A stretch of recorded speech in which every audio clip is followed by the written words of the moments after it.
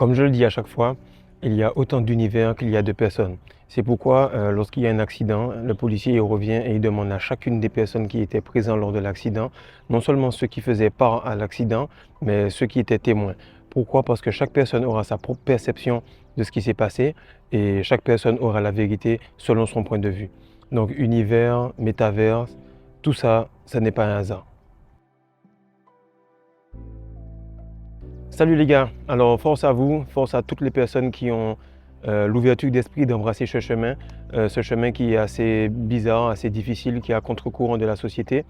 Mais lorsque vous embrassez ce chemin pendant assez de temps, vous accumulez assez d'énergie pour vous convaincre que c'est le bon chemin. Ensuite, assez d'énergie pour non seulement vous convaincre, mais ne plus à débattre avec les personnes qui ne croient pas en vous, ni qui ne croient pas en cette vertu qu'est la rétention séminale.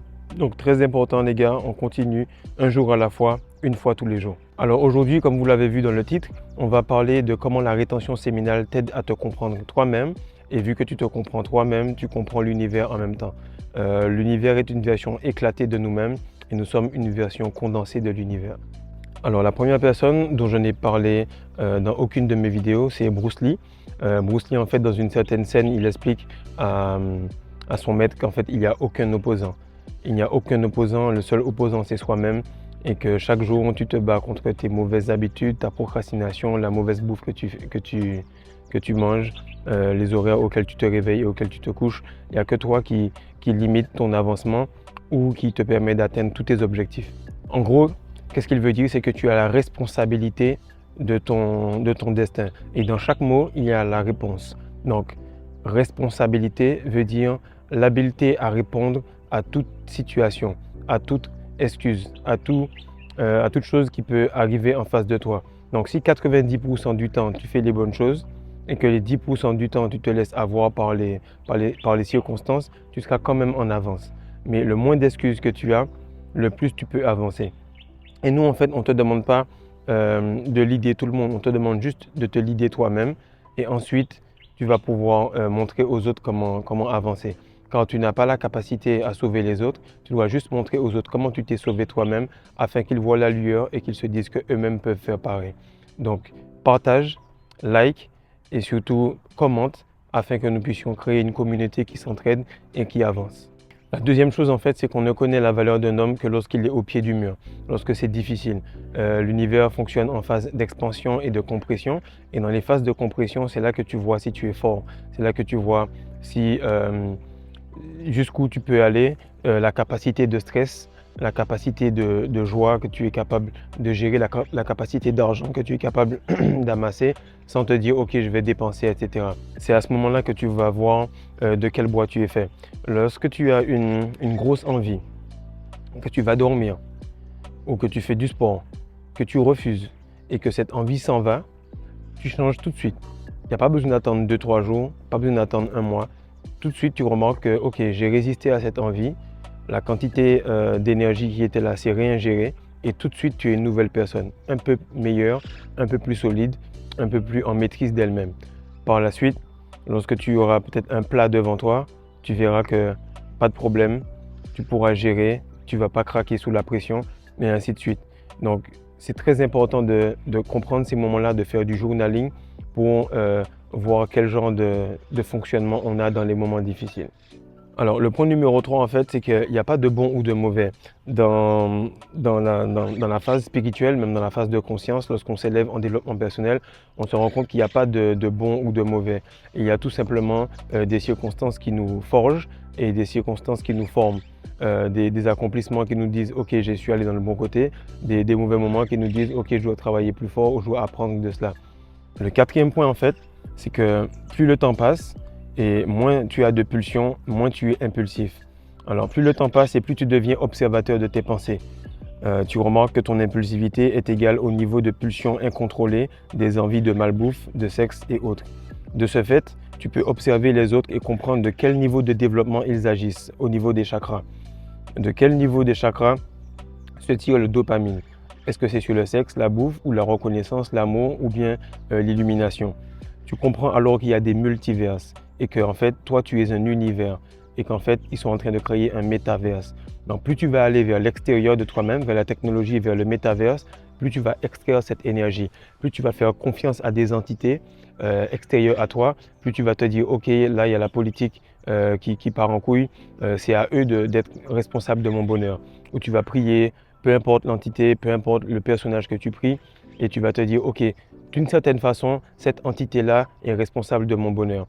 Lorsque tu vas arriver au moment où tu vas prendre la responsabilité, voir que tu as l'habileté à répondre au moment, là tu comprendras qu'en fait pas mal de choses dépendent de toi. Effectivement, tu n'es pas la source, c'est pas toi qui a toute l'énergie de rétention de tout l'univers, c'est pas toi qui a toute l'énergie, mais tu as cette source. Tu as un minimum qui te permet de te rendre compte que la force, elle vient de toi, qu'elle ne vient pas de l'extérieur et que c'est en fouillant à l'intérieur que ton extérieur va changer. Et il y a une légende en fait, je ne me rappelle pas exactement, mais je vais essayer de vous la raconter le plus précisément possible.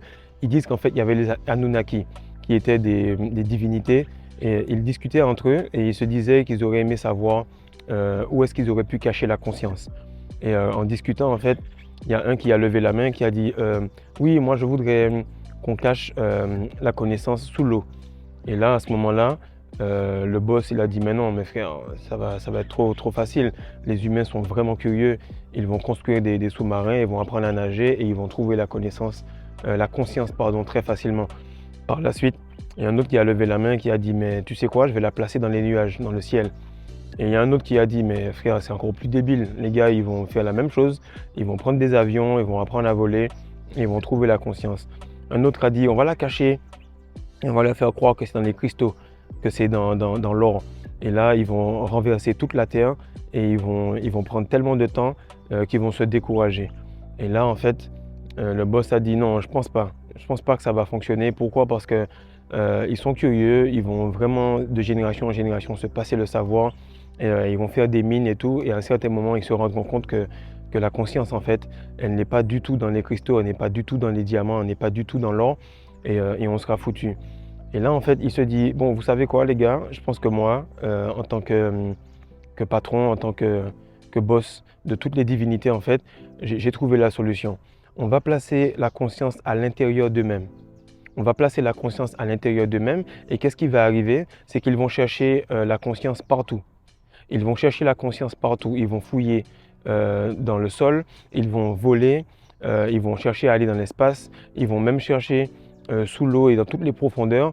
Et à ce moment-là, ils vont tout faire sauf chercher à l'intérieur d'eux-mêmes. C'est pourquoi il est écrit dans la Bible, je mettrai ma conscience en eux. Et c'est pourquoi vous remarquez que plus le temps passe, plus vous sentez une connexion avec Dieu. Plus vous sentez une connexion avec l'univers, moins vous avez de difficultés à circuler dans une foule ou dans un embouteillage. Plus vous avez de facilité à retenir les choses, plus vous avez de synchronisation. Vous vous réveillez au lever du soleil, vous vous couchez beaucoup plus tôt. Bref, vous êtes dans un magnétisme avec la Terre qui fait que vous êtes synchronisé. Et c'est pourquoi cette légende-là, je trouve qu'elle est extrêmement pleine de sens. Pourquoi? Parce qu'elle est factuelle à nouveau et on remarque que l'on fouille partout, sauf à l'intérieur de nous-mêmes. Et j'invite beaucoup de personnes à faire du journaling, à faire du coaching, à aller payer pour chercher à découvrir ce trou qu'il y a à l'intérieur de nous. Mais la plupart du temps, on refuse. Pourquoi? Parce que ça fait peur, parce que ça fait mal. Mais c'est lorsque ça fait mal qu'il y a une grande récompense. Et c'est lorsqu'on a peur qu'il faut sauter dessus. Parce qu'auparavant, en fait, lorsqu'on avait peur, on se disait merde, j'ai peur parce qu'il y a un tigre, il y a un lion, il y a une bête, il y a quelque chose. Mais maintenant qu'il n'y a plus de danger, la peur, en fait, elle représente l'opportunité. Lorsque tu as peur et que tu le fais quand même, contrairement aux autres qui se rétractent, toi, tu vas t'étendre, tu vas grandir, tu vas comprendre plus de choses parce que tu auras l'opportunité d'avoir une connaissance plus grande que les autres. Alors, le cinquième point, en fait, c'est qu'il y a le microcosme et il y a le macrocosme.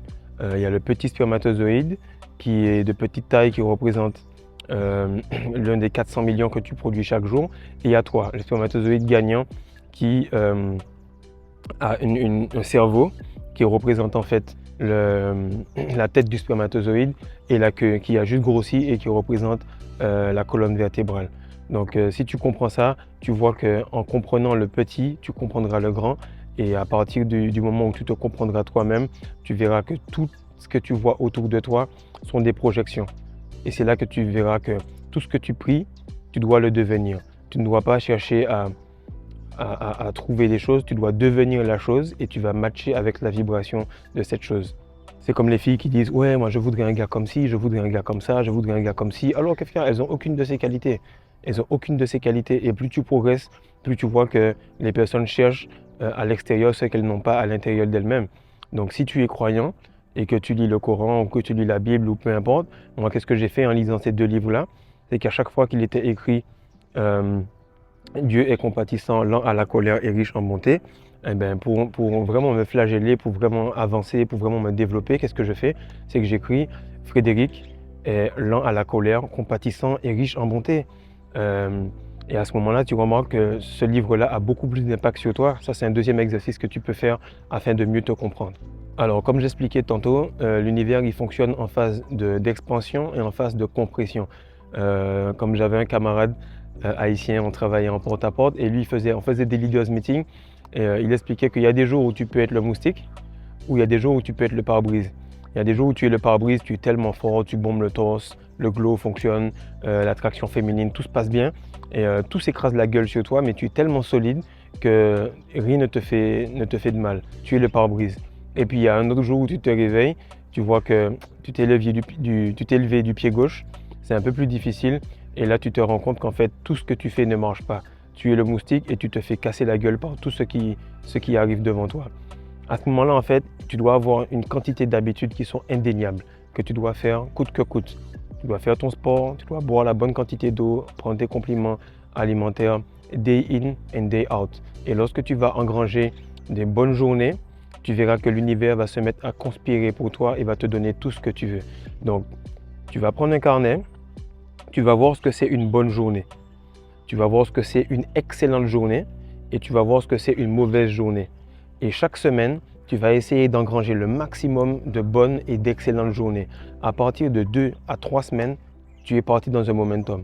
Cette phase-là, c'est pour tous ceux qui ont craqué en janvier et qu'ils ont un petit peu de difficulté à redémarrer au niveau de février. On redémarre ça, les gars, pour que vous puissiez avoir un momentum. Donc, un carnet, 3 colonnes et expliquez-moi rapidement c'est quoi une bonne, une mauvaise et une excellente journée et essayez d'accumuler le maximum d'excellentes et bonnes journées. Alors, aller à la découverte de soi, ça peut faire peur, étant donné que l'on se cache beaucoup derrière la programmation que nous croyons, les choses que nous pensons que nous sommes. Ton nom n'est pas ton identité, ton passeport n'est pas ton identité, même tes proches ne font pas partie de ton identité. Et ce qu'il faut savoir, c'est que plus tu vas avancer, plus tu vas aller vers ta part d'ombre, c'est là que tu vas découvrir à quel point tu es lumineux. Et l'or noir, en fait, c'est à propos de ça. C'est bosser dans l'ombre, ne rien dire à personne, jusqu'à ce que le glow, jusqu'à ce que le succès parle de lui-même. Jamais un homme est venu me dire « Yes, les gars, je viens de me branler, c'était super et ça s'est vraiment bien passé. » Avant, ils savaient ce que tu faisais. Aujourd'hui, ils savent toujours ce que tu fais. Simplement, ils ne peuvent pas mettre un doigt là-dessus parce que l'univers commence dans l'ombre. L'univers commence là où c'est caché et par la suite, il éclate en gloire. Donc si toi aussi tu traverses une phase où tu as des difficultés à passer le niveau supérieur, tu as des difficultés à dépasser 1 mois, 2 mois ou 3 mois, contacte-moi, fais un tour sur mon site et on va travailler ensemble car l'information n'a pas de prix et si tu payes le prix, alors tu pourras passer au next step. Peace.